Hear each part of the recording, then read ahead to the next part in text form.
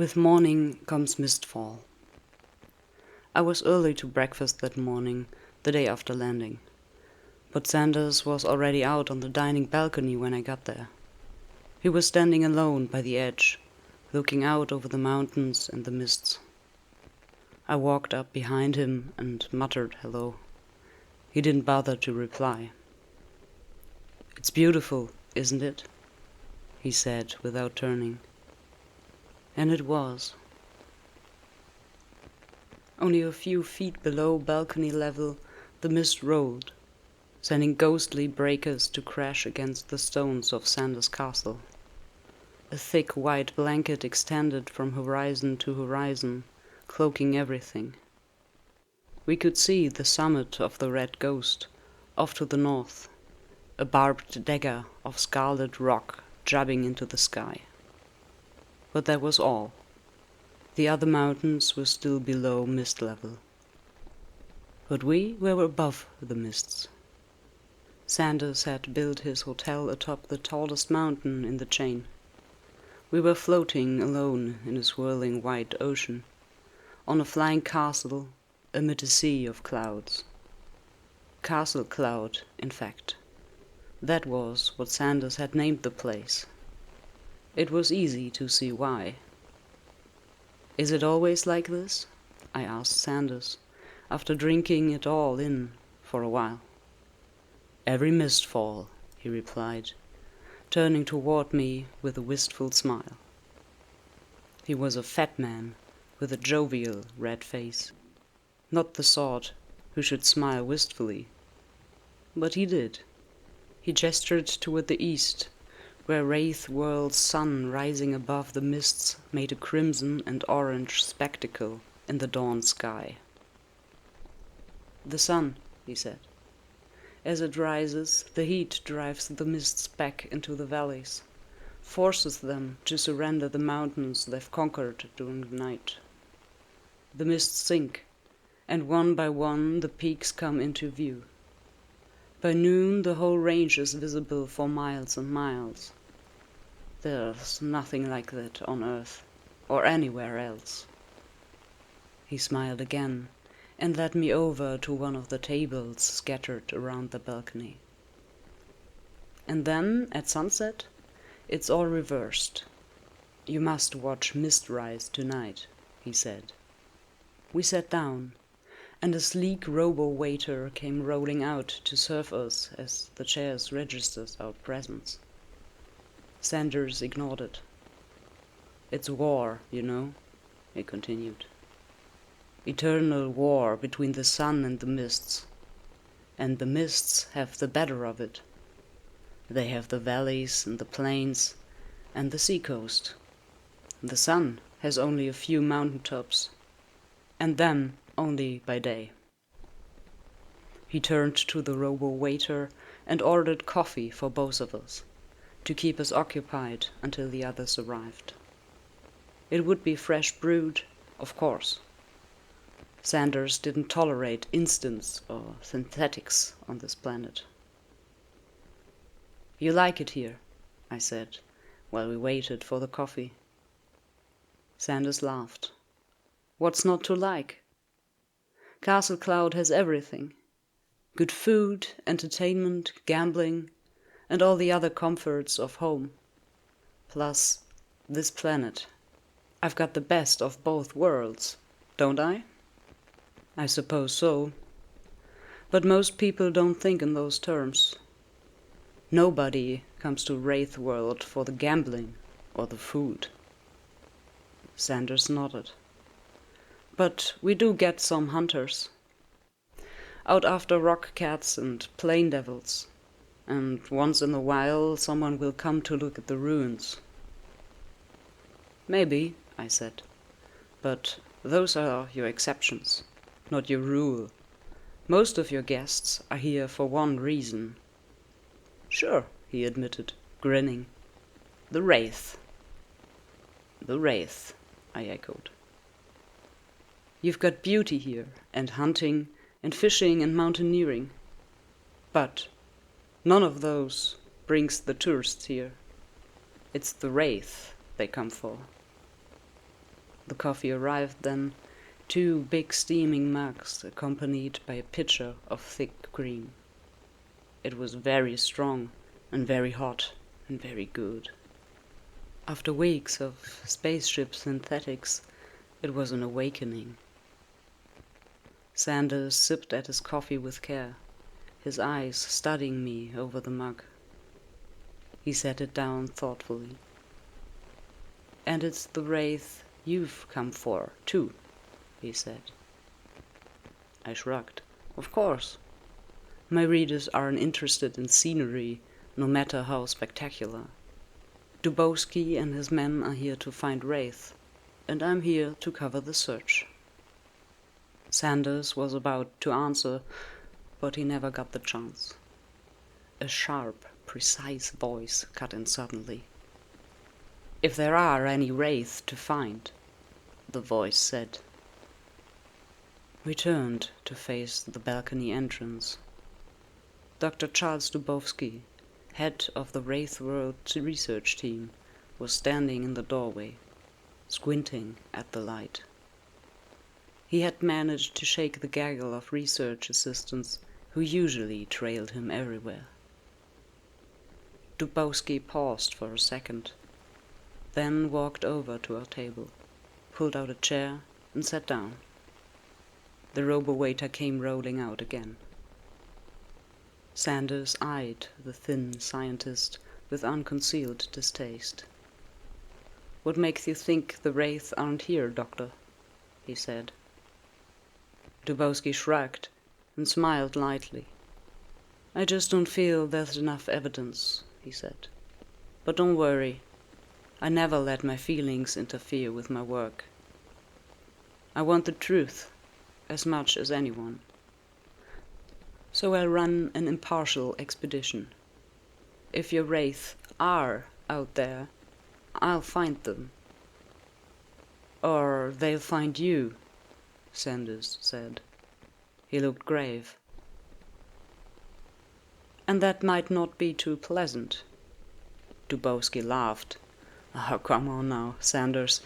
Just because you live in a castle doesn't mean you have to be so melodramatic." "Don't laugh, Doctor. The wraiths have killed people before, you know." "No proof of that," said Dubowski. "No proof at all. Just as there's no proof of the wraiths themselves. But that's why we're here. To find proof. Or disproof. But come, I'm famished." He turned to our robo-waiter, who had been standing by and humming impatiently. Dubowski and I ordered rock-cat steaks, with a basket of hot, freshly baked biscuits. Sanders took advantage of the Earth's supplies our ship had brought in last night and got a massive slab of ham with a half-dozen eggs. Rock-cat has a flavor that Earth meat hasn't had in centuries. I loved it, although Dubowski left much of his steak uneaten. He was too busy talking to eat. "You shouldn't dismiss the wraith so lightly," Sanders said, after the robo-waiter had stalked off with our orders. "There is evidence. Plenty of evidence. 22 deaths since this planet was discovered, and eyewitness accounts of wraiths by the dozens." "True," Dubowski said, "but I wouldn't call that real evidence. Death, yes. Most are simple disappearances, however. Probably people who fell off a mountain, or got eaten by a rock-cat or something. It's impossible to find the bodies in the mists. More people vanish every day on Earth, and nothing is thought of it. But here, every time someone disappears, people claim the wraith got him. No, I'm sorry. It's not enough." "Bodies have been found, Doctor," Sanders said quietly. "Slain horribly, and not by falls or rock-cats either." It was my turn to cut in. Only 4 bodies have been recovered that I know of, I said, and I've backgrounded myself pretty thoroughly on the Wraith. Sanders frowned. All right, he admitted.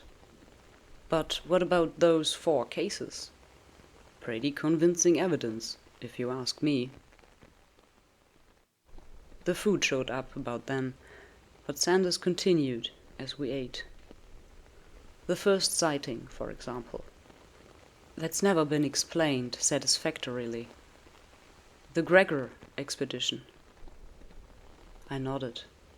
Dave Gregor had captained the ship that had discovered Wraithworld nearly 75 years earlier.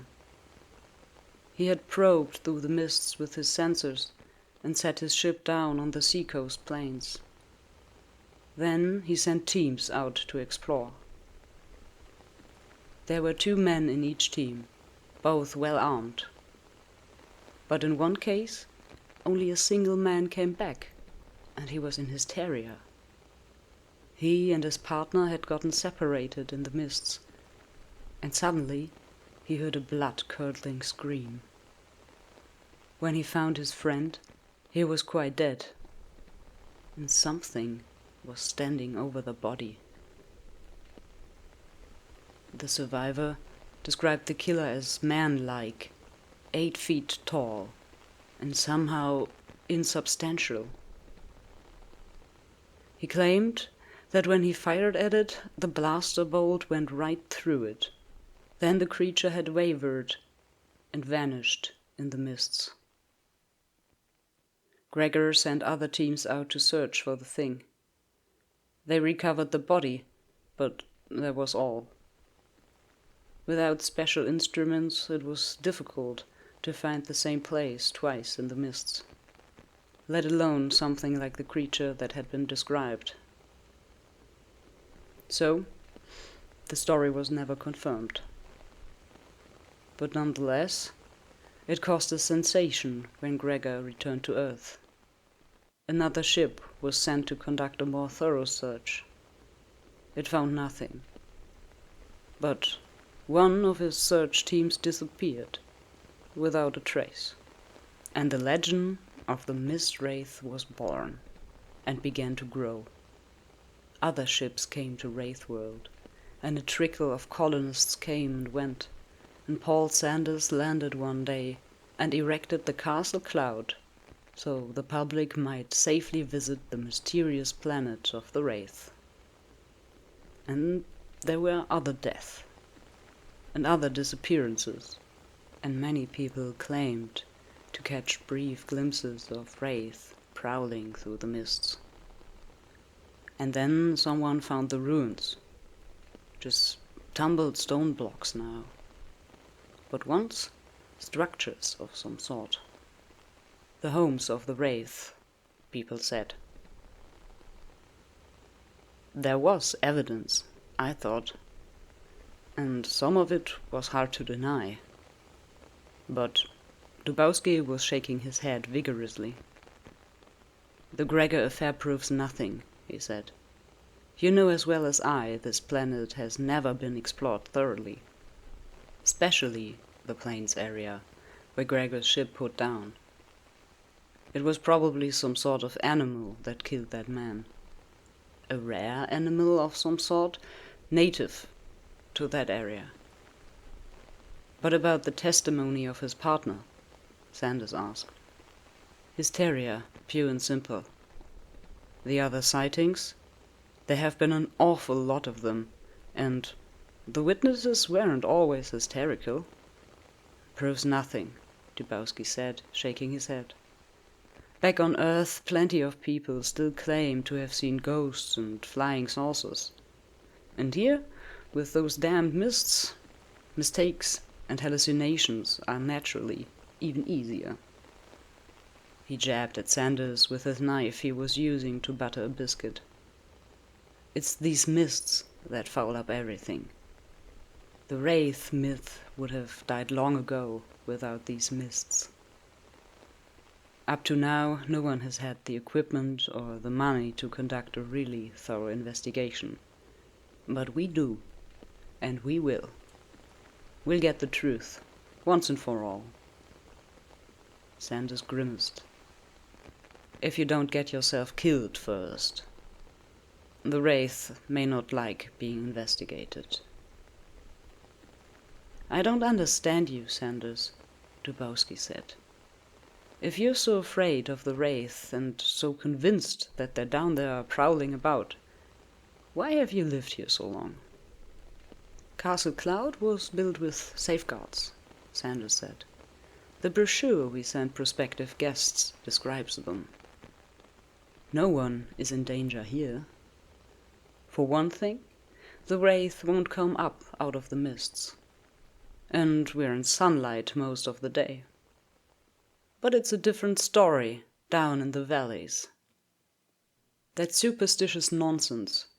If I had to guess, I'd say these mist wraiths of yours were nothing but transplanted earth ghosts. Phantoms of someone's imagination. But I won't guess.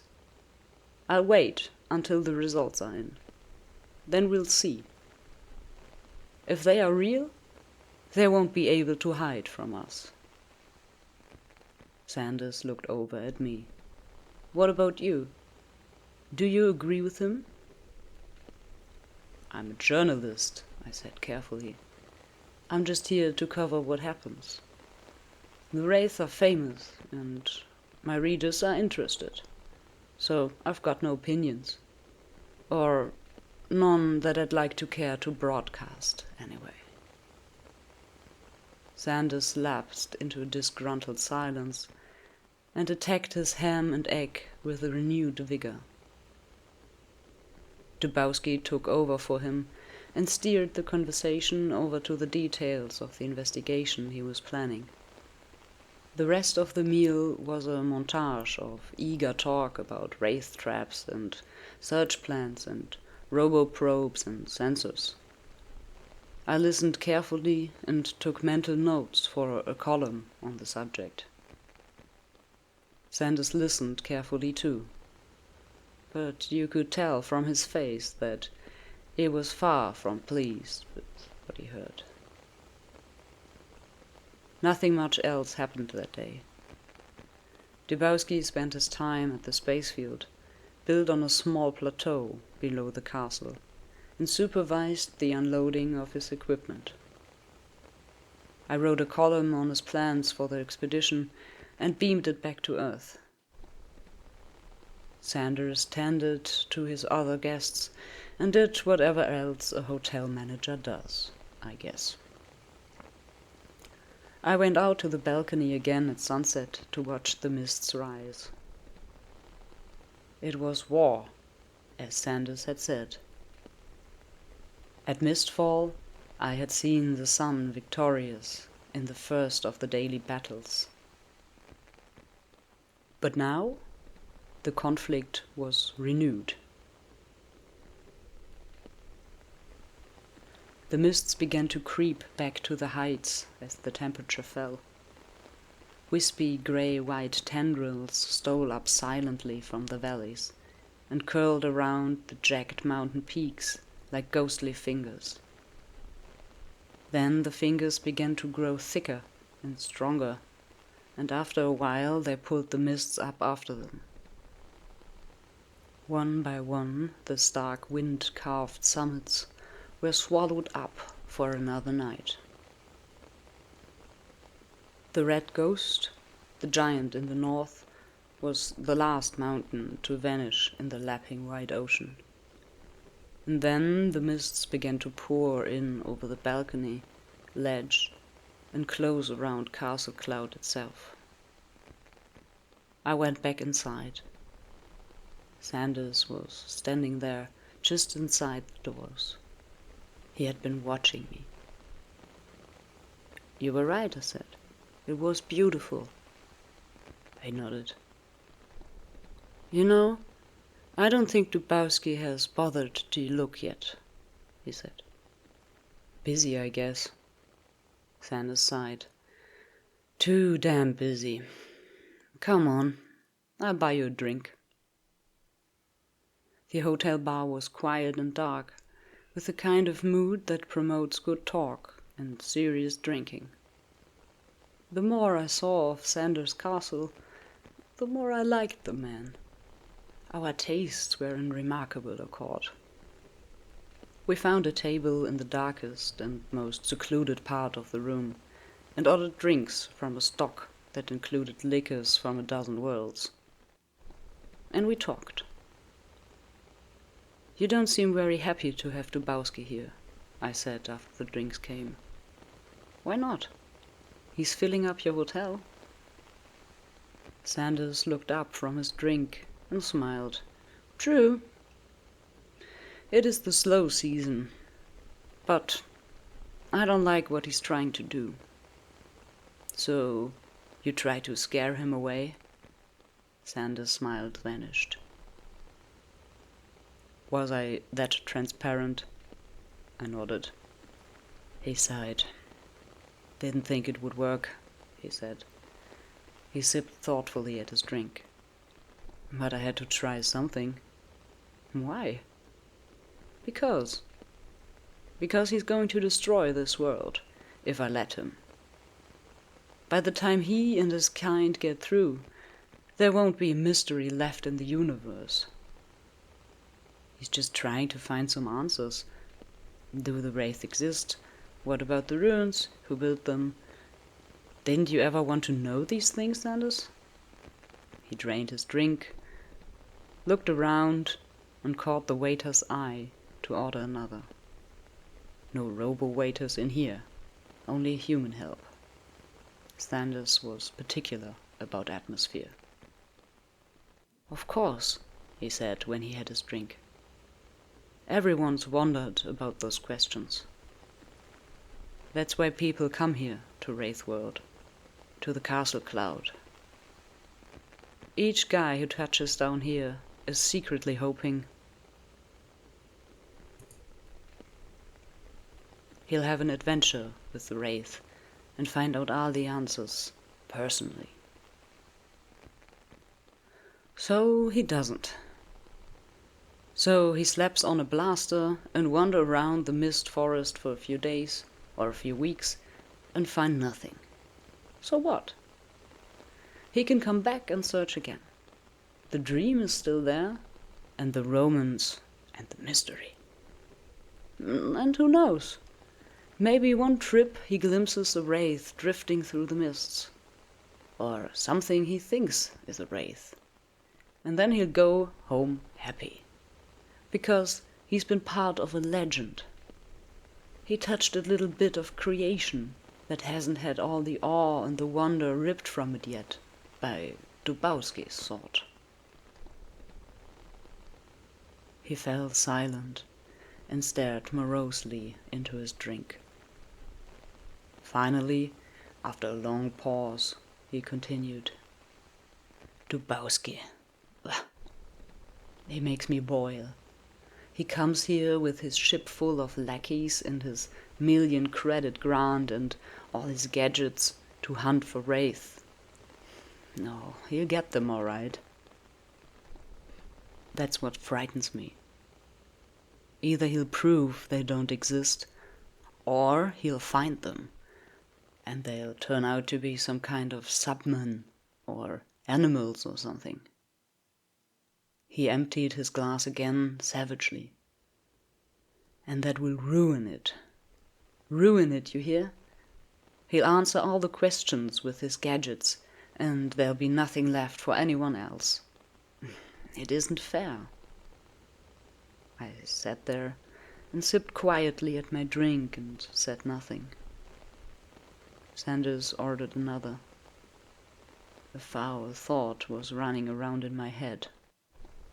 Finally, I had to say it out loud. "If Dubowski answers all the questions," I said, "then there will be no reason to come here anymore, and you'll be put out of business. Are you sure that's not why you're so worried?" Sanders glared at me, and I thought he was going to hit me for a second. But he didn't. "I thought you were different. You looked at Mistfall, and understood.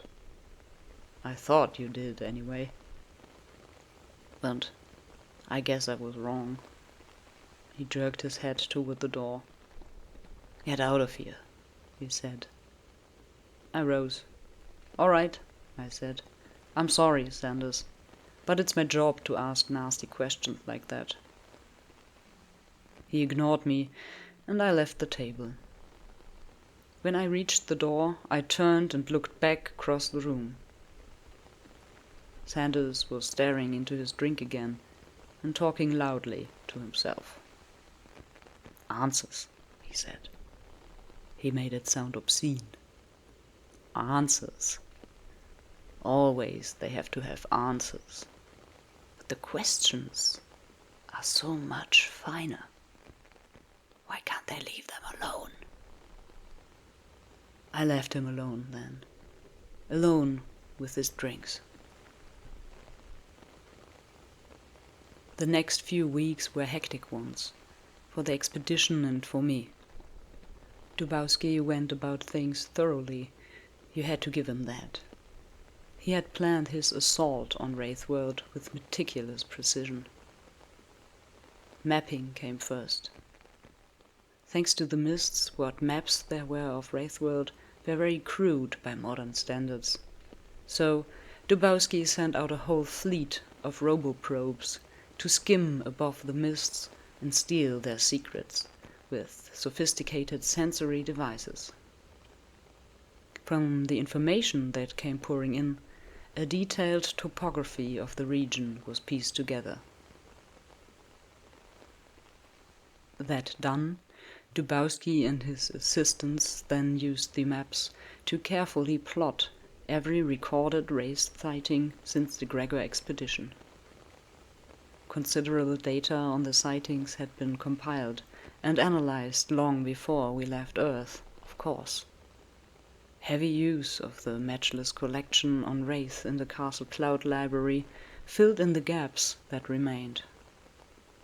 As expected, sightings were most common in the valleys around the hotel, the only permanent human habitation on the planet.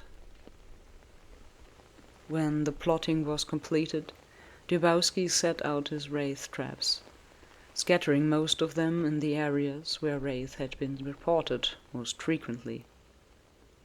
He also put a few in distant, outlying regions, however, including the seacoast plain where Gregor's ship had made the initial contact. The traps weren't really traps, of course. They were squat duralloy pillars, packed with most every type of sensing and recording equipment known to Earth science. To the traps, the mists were all but non-existent. If some unfortunate Wraith wandered into survey range, there would be no way it could avoid detection. Meanwhile, the mapping roboprobes were pulled in to be overhauled and reprogrammed, and then sent out again. With the topography known in detail, the probes could be sent through the mists on low-level patrols without fear of banging into a concealed mountain. The sensing equipment carried by the probes was not the equal of that in the Wraith traps, of course, but the probes had a much greater range and could cover thousands of square miles each day. Finally, when the Wraith traps were deployed and the robo-probes were in the air, Dubowski and his men took to the mist forests themselves. Each carried a heavy backpack of sensors and detection devices. The human search team had more mobility than the Wraith traps and more sophisticated equipment than the probes. They covered a different area each day, in painstaking detail. I went along on a few of those trips, with a backpack of my own. It made for some interesting copy, even though we never found anything. And while on search, I fell in love with the mist forests. The tourist literature likes to call them the ghastly mist forests of haunted Wraithworld. But they're not ghastly. Not really. There's a strange sort of beauty here, for those who can appreciate it. The trees are thin and very tall, with white bark and pale grey leaves. But the forests are not without colour. There's a parasite, a hanging moss of some sort, that's very common, and it drips from the overhanging branches in cascades of dark green and scarlet. And there are rocks and vines and low bushes choked with misshapen purplish fruits. But there's no sun, of course. The mists hide everything. They swirl and slide around you as you walk, caress you with unseen hands, clutching at your feet. Once in a while the mists play games with you. Most of the time you walk through a thick fog, unable to see more than a few feet in any direction, your own shoes lost in mist carpet below. Sometimes, though, the fog closes in suddenly, and then you can't see at all. I blundered into more than one tree when that happened. At other times, though, the mists, for no apparent reason, will roll back suddenly and leave you standing alone in a clear pocket within a cloud. That's when you can see the forest in all its grotesque beauty.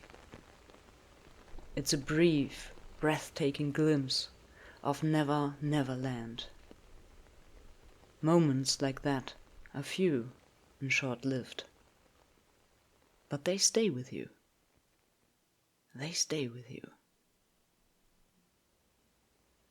In those early weeks, I didn't have much time for walking in the forest, except when I joined a search team to get the feel of it. Mostly I was busy writing. I did a series on the history of the planet, highlighted by the stories of the most famous sightings. I did feature profiles on some of the more colorful members of the expedition. I did a piece on Sanders and the problems he encountered and overcame in building Castle Cloud. I did science pieces on the little known about the planet's ecology. I did mood pieces about the forest and the mountains. I did speculative thought pieces about the ruins. I wrote about rock cat hunting and mountain climbing and the huge and dangerous swamp lizard native to some offshore islands. And of course, I wrote about Dubowski and his search. On that, I wrote realms. Finally, however, the search began to settle down into dull routine, and I began to exhaust the myriad other topics Wraithworld offered. My output began to decline. I started to have time on my hands. That's when I really began to enjoy Wraithworld. I began to take daily walks through the forest, ranging wider each day. I visited the ruins and flew half a continent away to see the swamp lizard firsthand instead of by holo. I befriended a group of hunters passing through and shot myself a rock cat. I accompanied some other hunters to the western seacoast and nearly got myself killed by a plains devil. And I began to talk to Sanders again. Through all of this, Sanders had pretty well ignored me, and Dubowski and everyone else connected with the Wraith Church. He spoke to us grudgingly, if at all, greeted us curtly, and spent all his free time with the other guests. At first, after the way he had talked in the bar that night, I worried about what he might do. I had visions of him murdering someone out in the mist and trying to make it look like a wraith killing. Or maybe just sabotaging the wraith traps. But I was sure he would try something to scare off Dubowski or otherwise undermine the expedition. Comes of watching too much holovision, I guess. Sanders did nothing of the sort. He merely sulked, glared at us in the castle corridors, and gave us less than full cooperation at all times. After a while, though, he began to warm up again. Not toward Dubowski and his men, just toward me. I guess that was because of my walks in the forest. Dubowski never went out into the mists unless he had to. And then he went out reluctantly and came back quietly. His men followed their chief's example. I was the only joker in the deck. But then I wasn't really part of the same deck. Sanders noticed, of course. He didn't miss much of what went on in his castle. And he began to speak to me again, civilly. One day, finally, he even invited me for drinks again. It was about 2 months into the expedition. Winter was coming to Wraithworld and Castle Cloud, and the air was getting cold and crisp. Dubowski and I were out on the dining balcony, lingering over coffee after another superb meal. Sanders sat at a nearby table, talking to some tourists. I forget what Dubowski and I were discussing. Whatever it was, Dubowski interrupted me with a shiver at one point. "It's getting cold out here," he complained. "Why don't we move inside?" Dubowski never liked the dining balcony very much. I sort of frowned. "It's not that bad," I said. "Besides, it's nearly sunset. One of the best parts of the day." Dubowski shivered again and stood up. "Suit yourself," he said. "But I'm going in. I don't feel like catching a cold just so you can watch another Mistfall." He started to walk off, but he hadn't taken 3 steps before Sanders was up out of his seat, howling like a wounded rock-cat. "Mistfall," he bellowed. "Mistfall." He launched into a long, incoherent string of obscenities. I had never seen Sanders so angry, not even when he threw me out of the bar the first night. He stood there, literally trembling with rage, his face flushed, his fat fist clenching and unclenching at his sides. I got up in a hurry and got between them. Dubowski turned to me, looking baffled and scared. "Well," he started. "Get inside," I interrupted. "Get out to your room. Get to the lounge. Get somewhere, get anywhere, but get out of here before he kills you." But what's wrong? What happened? I don't... "Mistfall is in the morning," I told him. "At night, at sunset, it's mist rise. Now go." "That's all? Why, that should get him so... Go!" Dubowski shook his head, as if to say he still didn't understand what was going on. But he went. I turned to Sanders. "Calm down," I said. "Calm down." He stopped trembling, but his eyes threw blaster bolts at Dubowski's back. "Mistfall," he muttered. 2 months that bastard has been here, and he doesn't know the difference between Mistfall and Mistrise. "He's never bothered to watch either one," I said. "Things like that don't interest him. That's his loss, though. No reason for you to get upset about it."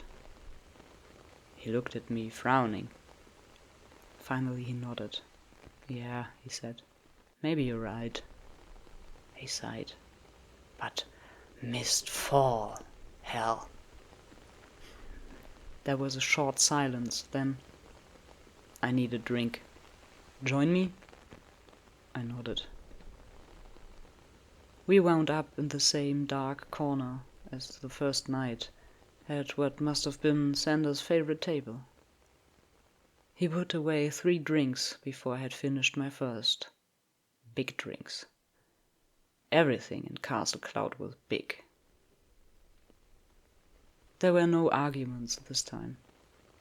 We talked about Mistfall and the forests and the ruins. We talked about the wraith, and Sanders lovingly told me the stories of the great sightings. I knew them all already, of course, but not the way Sanders told them. At one point I mentioned that I'd been in Bradbury when my parents were spending a short vacation on Mars. Sanders' eyes lit up at that, and he spent the next hour or so regaling me with Earthman jokes. I'd heard them all before, too, but I was getting more than a little drunk, and somehow they all seemed hilarious. After that night, I spent more time with Sanders than with anyone else in the hotel. I thought I knew Wraith World pretty well by that time, but that was an empty conceit, and Sanders proved it. He showed me hidden spots in the forest that have haunted me ever since. He took me to island swarms, where the trees are of a very different sort and sway horribly without a wind. We flew to the far north, to another mountain range, where the peaks are higher and sheathed in ice, and to a southern plateau, where the mists pour eternally over the edge in a ghostly imitation of a waterfall. I continued to write about Dubowski and his wraith hunt, of course. But there was little new to write about, so most of my time was spent with Sanders. I didn't worry too much about my output. My Wraith World series had gotten excellent play on Earth and most of the colony world, so I thought I had it made. Not so. I'd been on Wraith World just a little over 3 months when my syndicate beamed me. A few systems away, a civil war had broken out on a planet called New Refuge. They wanted me to cover it. No news was coming out of Wraith World anyway, they said, since Dubowski's expedition still had over a year to run. Much as I liked Wraith World, I jumped at the chance. My stories had been getting a little stale, and I was running out of ideas, and the New Refuge thing sounded like it could be very big. So I said goodbye to Sanders and Dubowski and Castle Cloud, and took a last walk through the mist forests, and booked passage on the next ship through. The New Refuge civil war was a firecracker. I spent less than a month on the planet, but it was a dreary month. The place had been colonized by religious fanatics, but the original cult had schismed, and both sides accused the other of heresy. It was all very dingy. The planet itself had all the charm of a Martian suburb. I moved on as quickly as I could, hopping from planet to planet, from story to story. In 6 months, I had worked myself back to Earth. Elections were coming up, so I got slapped on the political beat. That was fine by me. It was a lively campaign, and there was a ton of good stories to be minded. But throughout it all, I kept myself up on the little news that came out of Wrathworld. And finally, as I'd expected, Dubowski announced a press conference. As the Syndicate's resident wraith, I got myself assigned to cover and headed out to the fastest starship I could find. I got there a week before the conference, ahead of everyone else. I had beamed Sanders before taking ship, and he met me at the spaceport. We adjourned to the dining balcony and had our drinks served out there. Well, I asked him, after we had traded amenities, you know what Dubowski is going to announce? Sanders looked very glum. I can guess, he said. He called in all his damn gadgets a month ago, and he's been cross-checking findings on a computer. We've had a couple of Wraith sightings since you left. Dubowski moved in hours after each sighting and went over the areas with a fine-tooth comb. Nothing. That's what he's going to announce, I think. Nothing. I nodded. Is that so bad, though? Gregor found nothing. Not the same, Sanders said. Gregor didn't look the way Dubowski did. People will believe him, whatever he says. I wasn't so sure of that, and was about to say so, when Dubowski arrived. Someone must have told him I was there. He came striding out on the balcony, smiling, spied me, and came over to sit down. Sanders glared at him and studied his drink. Dubowski trained all of his attention on me. He seemed very pleased with himself. He asked what I'd been doing since I left, and I told him, and he said that was nice. Finally, I got to ask him about his results. No comment, he said. That's what I've called the press conference for. Come on, I said. I covered you for months when everyone else was ignoring the expedition. You can give me some kind of beat. What have you got? He hesitated. Well, okay, he said doubtfully. But don't release it yet. You can beam it out a few hours ahead of the conference. That should be enough time for a beat. I nodded agreement. What do you have? The Wraith, he said. I have the Wraith, backed neatly. They don't exist. I've got enough evidence to prove it beyond the shadow of a doubt. He smiled broadly. Just because you didn't find anything? I started. Maybe they were avoiding you. If they're sentient, they might be smart enough. Or maybe they're beyond the abilities of your senses to detect. Come now, Dubowski said. You don't believe that. Our Wraith traps have every kind of sensor we could come up with. If the Wraith existed, they would have registered on something. But they didn't. We had the traps planted in the areas where 3 of Sanders' so-called sightings took place. Nothing. Absolutely nothing.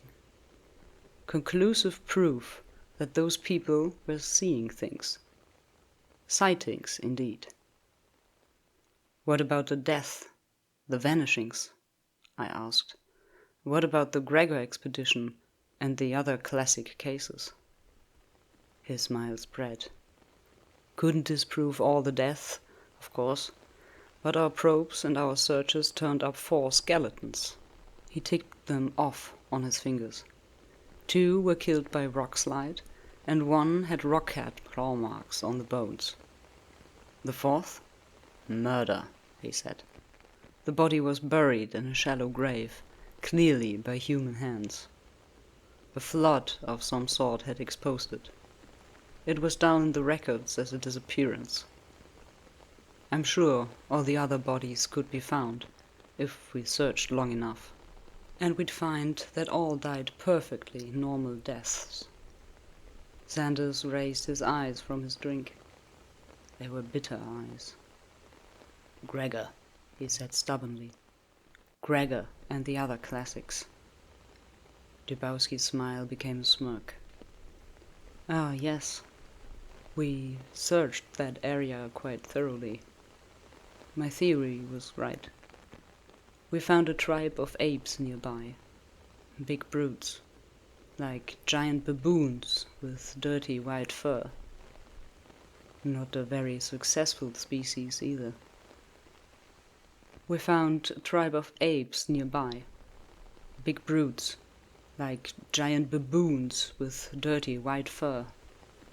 Not a very successful species either. We found only 1 small tribe, and they were dying out. But clearly, that was what Gregor's men cited, and exaggerated, all out of proportion.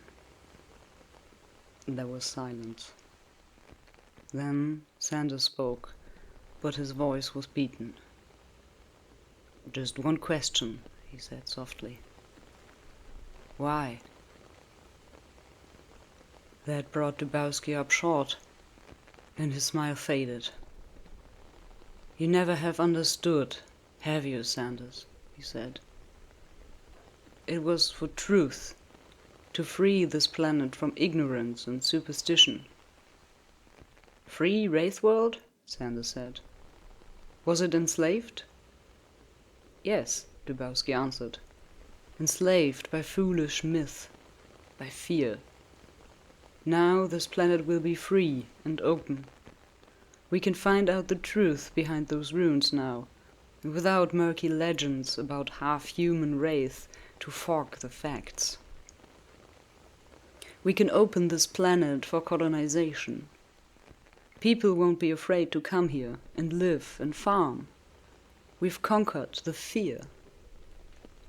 "A colony world? Here?" Sanders looked amused. "Are you going to bring big fans to blow away the mists or what? Colonists have come before and left. The soil's all wrong. You can't farm here with all these mountains. At least not on a commercial scale. There's no way you can make a profit growing things on Wraithworld. Besides, there are hundreds of colonies worlds crying for people. Did you need another so badly? Must Wraithworld become yet another Earth?" Sanders shook his head sadly, drained his drink, and continued. "You're the one who doesn't understand, Doctor. Don't kid yourself. You haven't freed Wraithworld. You've destroyed it. You've stolen its wraith and left an empty planet." Dubowski shook his head. "I think you're wrong. They'll find plenty of good, profitable ways to exploit this planet. But even if you were correct, well, it's just too bad. Knowledge is what man is all about. People like you have tried to hold back progress since the beginning of time. But they failed, and you failed. Man needs to know." "Maybe," Sanders said. "But is that the only thing man needs? I don't think so. I think he also needs mystery and poetry and romance. I think he needs a few unanswered questions to make him brood and wonder." Dubowski stood up abruptly and frowned. "This conversation is as pointless as your philosophy, Sanders. There's no room in my universe for unanswered questions." "Then you live in a very drab universe, Doctor. And you, Sanders, live in the stink of your own ignorance. Find some new superstitions if you must, but don't try to foist them off on me with your tales and legends. I've got no time for wraith." He looked at me. "I'll see you at the press conference," he said. Then he turned and walked briskly from the balcony. Sanders watched him depart in silence, then swivel in his chair to look out over the mountains. "The mists are rising," he said. Sanders was wrong about the colony too, as it turned out. They did establish one, although it wasn't much to boast of. Some vineyards, some factories, and a few thousand people, all belonging to no more than a couple of big companies. Commercial farming did turn out to be unprofitable, you see, with one exception. A native grape, a fat grey thing the size of a lemon. So Wraithworld has only one export, a smoky white wine with a mellow, lingering flavor. They call it mist wine, of course. I've grown fond of it over the years. The taste reminds me of Mistfall somehow, and makes me dream. But that's probably me, not the wine. Most people don't care for it much. Still, in a very minor way, it's a profitable item. So, Wraithworld is still a regular stop on the space lanes. For freighters, at least. The tourists are long gone, though Sanders was right about that. Scenery they can get closer to home and cheaper. The Wraith were where they came. Sanders is long gone too. He was too stubborn and too impractical to buy in on the Mistwine operations when he had the chance. So he stayed behind his ramparts at Castle Cloud until the last. I don't know what happened to him afterwards, when the hotel finally went out of business. The castle itself is still there. I saw it a few years ago when I stopped for a day en route to a story on New Refuge. It's already crumbling, though. Too expensive to maintain. In a few years you won't be able to tell it from those other, older ruins. Otherwise, the planet hasn't changed much. The mists still rise at sunset and fall at dawn. The red ghost is still stark and beautiful in the early morning light. The forests are still there, and the rock cats still prowl.